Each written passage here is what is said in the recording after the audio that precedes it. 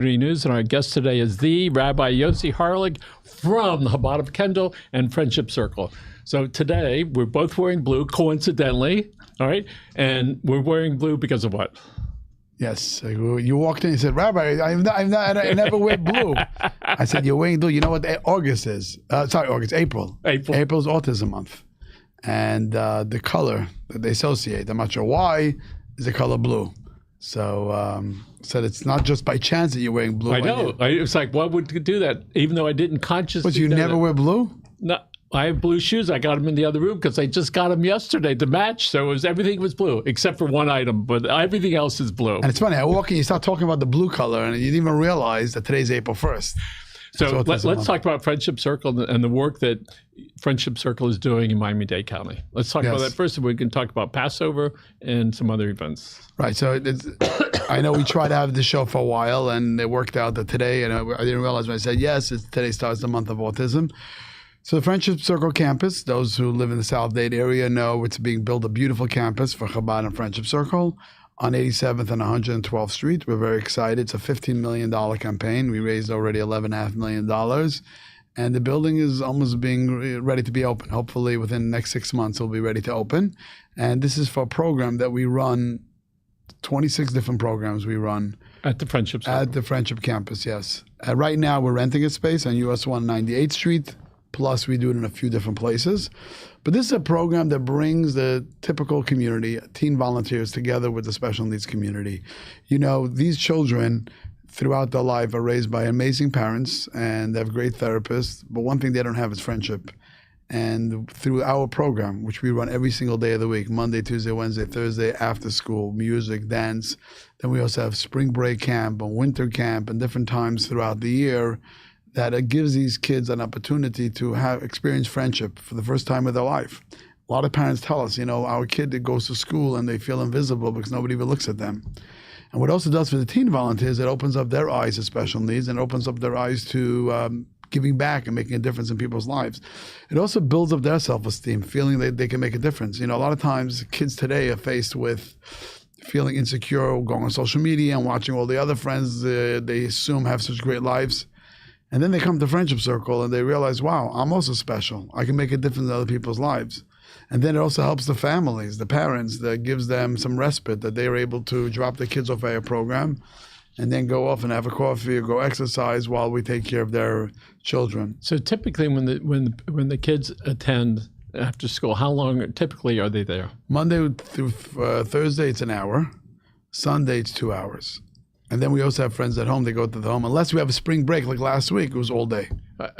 A couple of years ago, I remember you saying in some cases, some of the volunteers might go to the homes and correct. And tell us about that. So that's also called Friends at Home, where they go to the home of the child with special needs, and it's like a play date. They go there and they play with the kid. That's also once a week they go to the home of the child. So here you are about to open a very big campus combining Chabad of Kendall and Friendship Circle. That facility is being used for both those things. Correct. It's 20,000 square feet. Yes. Pretty big building, tall building as well. Tell us about the original thought about, hey, can we do that here in Miami? Tell us when that occurred and what drove you to say yes. Right. So originally, you know, when we started this dream, and we said to ourselves, you know, usually people have centers for typical children, a JCC, a YMCA, but children with special needs, they don't have a place. Not only that, when you show up, a family shows up to these jumping places and they see a child on the spectrum, they may look, hey, why are these kids here, you know, around our kids? So we said we want to build a facility and not to isolate them again, but once again have a facility where people from the typical community come out there and they interact with these children. So by building a Chabad and a Friendship Circle together, it will be in a way that the energy in the building will be, people come for services, people come for class and they see special needs children. People come for volunteers walk onto the property. We want to normalize it. We don't want families that have children with special needs, feel like they have to go to a special place that's only geared to their children. We want to open up to the community. And that was our model we wanted to create. And that's what's being built now. So we understand if we're around other people, we get more comfortable with them. Correct. And certainly I'm reminded of times when there are people out on the street. Many times I'll give some money. And one of the things when we give money, I'm trying to make a difference, not give the guy $1. Make it worthwhile. So sometimes I'm welcoming that person. And other times, like yesterday, I'm a passenger and a guy in a wheelchair comes up and he holds up a sign and I go like this, trying to avoid looking at him, not wanting to admit this is what's going on there. So tell us about what you've seen before when people walk in. Let's just ignore that. I don't want to look. I don't want to stare. I don't want it to be a problem. But what does it do to the soul of the little boy or little girl and to the parents that see it and the other kids when we avoid that? Yeah, I want to share with you a story that happened maybe 7, 8 years ago. This teenager was telling me that they were sitting in the class, and this was a high-functioning special needs child, and they're making weird sounds. And the boy or girl that was sitting next to that child was annoyed and kept complaining and making comments. So she told her, "Why don't I'll switch seats with you. I'll sit next to this young student. So I guess you won't have to feel how you feel like repulsed. You feel like I can't sit there." And I asked this young person who volunteers for us, "What made you do it?" He says, "You know what? I got experience at Friendship Circle being with volunteering with children on the spectrum. It opened me up to that world. It made me feel very comfortable with them. It made me feel comfortable that they're human beings just like all of us. They have a soul just like all of us. They are special like all of us. They have the same wishes we have, some of them do. And it made me more comfortable to be around them."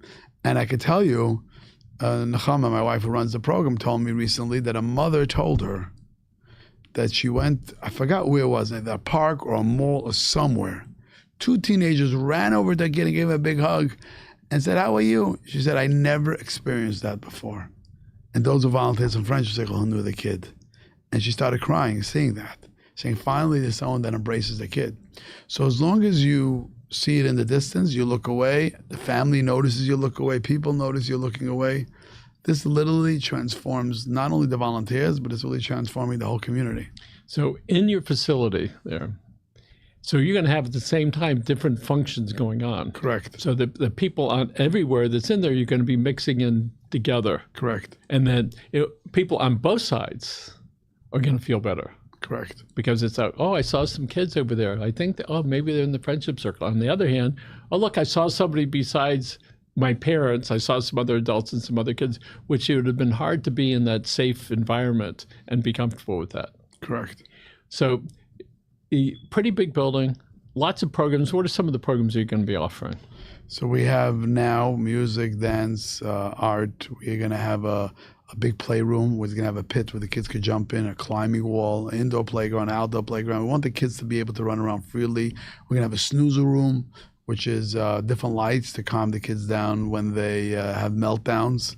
We're going to have a kitchen where the kids are going to learn cooking skills. Where our program grew a lot now is adults. That's a big issue with adults because they grow out of the school system. What are they going to do all day? So we started that. That has grown a lot. They're looking for companionship. They're looking for friendship. And there's very little for that. There's a show on TV, Dating on the Spectrum. It's a show on Netflix, or one of them, which shows young adults, well, actually all ages from 17 to 50. And to watch that, and you realize, right, that some of them look like you and me, and others you can see there's an issue. But where they have a soul, you see that. And you say, I want to meet somebody. I want to talk to somebody. I want to get along. And it certainly softened it up for me and understanding it's just not my experience is up until recently was always with little kids.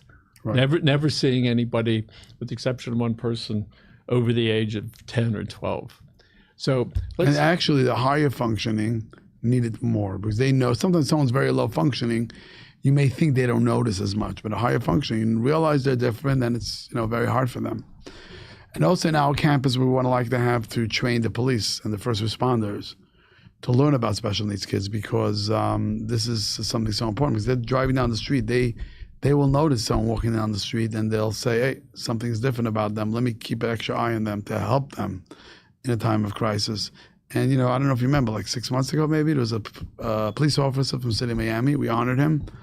That was driving down the street, saw a child with special needs, started following him. We realized the guy went behind the gate. He went behind the gate. He saw the kid jumped into the water.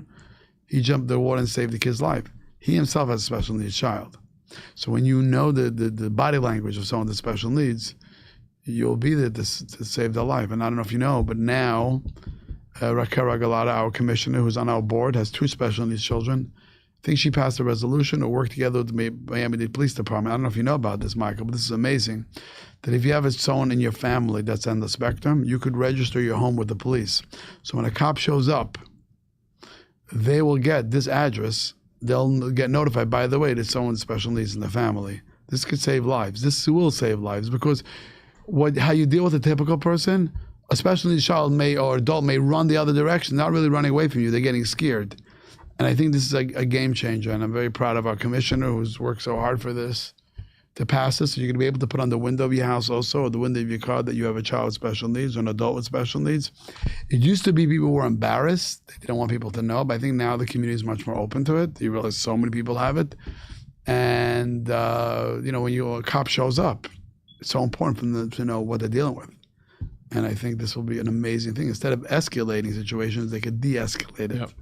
And that's so important for a policeman to have an advance warning, because they're going to go, I think they got somebody here. So when the kid comes to the door screaming, all right, we're going to know because he's afraid. Or he's banging on his head or whatever. They're not, okay, realize you're not going to taser them, because it's not, it's very different.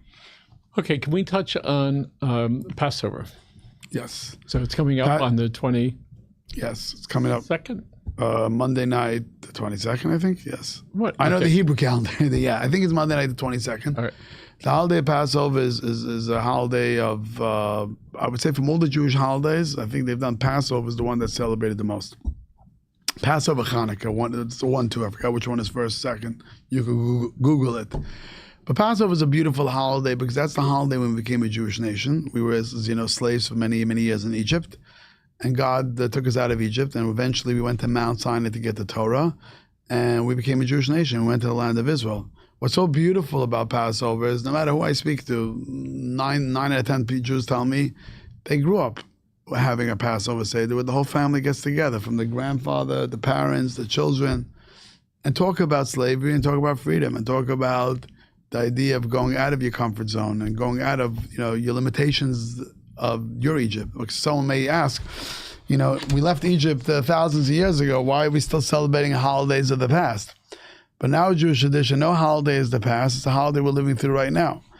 And each one of us have our own Egypt, which is our own limitations. And every Passover, it's about going out of our own limitation and reconnecting as a Jewish nation, reconnecting again with God and tasting the sense of freedom. Freedom is not just, not in jail. Freedom is have the strength to do what I know is right, not get stuck with any addictions that you have, anger, depression, food, a lot of things that lock us in and not become the people we need to be or should be. So typical service, length of service, just for people that have never been. Length of the service for Passover is approximately how long? Passover Seder? Yes. It's funny. I think about when I grew up in my house. There you go, folks. So when I was growing up, so the way the Passover Seder works, you start off making a blessing on the wine, and then you read the story of the Exodus of Egypt, then we have the meal. Reading the story of the Exodus of Egypt, you can do speed reading, or you can stop at each paragraph and go into deep interpretations. So when we were a kid, we all went to yeshiva, and everyone learned something else, and we would like to all want to share what we learned. You sure that's what that was about? Yeah, so it felt a long time. Now, we at Chabad, we do 2 types of Seder. We do the first night of Passover community Seder. Anyone's invited. They go onto our website, chabad@kendall.org, and sign up for the Seder. There we do a little bit of speed Seder, because we know if we do too long, people are going to not come back the next time. So we kind of go through quickly. The way I do is I give a general overview, and then we read through quickly the Seder itself. So we try to get from when we make the Kiddush until we get to the food under an hour, which is fast. But what we do also very, very important is we feed people before. Nothing worse than hungry crowd, and you keep going and going. It feels so like I've forever. been in both those type of things. I've been on the speed one. Actually, the ones I've been to have been a little bit speedier, and then I've been into the long ones. But I figured it out. I figured it out at your house. You have to pretend that you're falling asleep and nod out a few times, and then you can get up and go into the living room. And it worked? It worked. Now you gave it away. Did you grow up having a Seder? No. So you were like the one out of the 100 that didn't. You're Jewish. I think my first Seder was that I can recall was at your house. So you had in any of the Jewish holidays, you never practiced any Jewish holiday? No. Hanukkah? No. There was a Christmas tree, and the religion was not. How did you know you were Jewish? My wife told me after we were married 20 years, and I think you told me too. Oh, you didn't even identify as being Jewish? No. But I now identify as. Did your father identify as being Jewish? No. Interesting. I now identify as a Ukrainian Jew. My grandfather was Ukrainian. He was Orthodox. Really? I didn't. Yeah. I don't really meet that many Jews that never even heard of Pesach Seder or Hanukkah. No. Interesting. I would go to my grandma's house. They had a dreidel. That was about it. Did your grandmother have Hanukkah, Pesach? No. Wow. But don't worry, my wife has made up for it. And some. And some more. She has certainly opened my eyes to the peacefulness that can be in a religion. In this case, it happens to be Judaism, and the importance of that in keeping family together. I actually look forward to when the kids come over to the house now that they're the kids. How old's your oldest grandchild? 10. Oh, wow. And 8. And when they come over, I look forward to the service. I look forward to the grandkids that you have for your entire life, and the kids learning it. So my hat's off to Lauren and Levi for. I can just tell you, we're busy all week. It says when God gave, I'm going to give a plug for Shabbos. God gave us a gift, Sabbath. Like it doesn't say any other commandments. It's a gift. And I always say, I don't believe they felt it was a gift in the desert because what would they do the rest of the week? Today, I look forward to it. With the phone, we use a crazy amount out there, looking at the phone, looking at the text message and social media and WhatsApp. It comes Shabbos, let's say now, 7:15, I turn my phone off. I don't look at it for 25 hours. And those 25 hours, I pray at services. I have guests coming over to my house. We have a beautiful Friday night dinner. You're invited to come over again. We say stories. We talk about life. We say drink some wine. Next one, I get up early. I sit with my kids and my grandkids if they come over. Study, pray, talk. We play a game in the afternoon. It is the most peaceful 25 hours of my life. There's no question. It is. I wouldn't trade it for anything. But I just want to add, some people say, Rabbi, don't you feel limitations on Saturday? You can't go to football games, you can't go shopping. Limitations is the greatest freedom. Whenever Susan gets really adamant, she'll say, okay, there's a bucket up front, put your phones in it. I might add that people are going to the bathroom an awful lot that night, and the bathroom's right down the hallway from where the phones are. So it does, in a short period of time, calm your mind and not having the phone on you, right? Correct. It's just a way, because we know if I took that and then we moved the phone right now, or your car keys, we're going to go crazy looking for it. Right. Yeah, just look for it, right. So anyway, so the point is there's a really good place for that. So tell us about why Friday night services. What's the purpose of that? Right. So God gave us a Sabbath, the 7th day of the week. He said, God created the world in 6 days and rested on the 7th. Stop creating. For 24 hours, I want you to do the same thing. Now, someone say, how can I keep the Sabbath? I have my business, I have life, I have so many things to do. But we believe that ultimately all the blessings come from God. Of course, you have to do your part. You can't just sit back and twirl your thumbs. We believe all the blessings come from God. So for 24 hours, we're going to stop everything and focus on God and focus on our purpose and mission in life, which is our family. And that blessings will come for you for the next week. It says Shabbos blesses the next week. So Friday night you do a short prayer and then you sit with your family.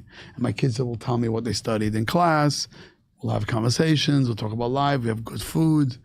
And it's being able to really appreciate really what life is all about. And when we have that service at the house, which is probably half the time, half the Fridays, I really look forward to it. And it's just like, and it just grew on me. It's just like, how good is this? We're coming over. And when I do that, and as well as Passover, so skip my parents, except for when they were kids.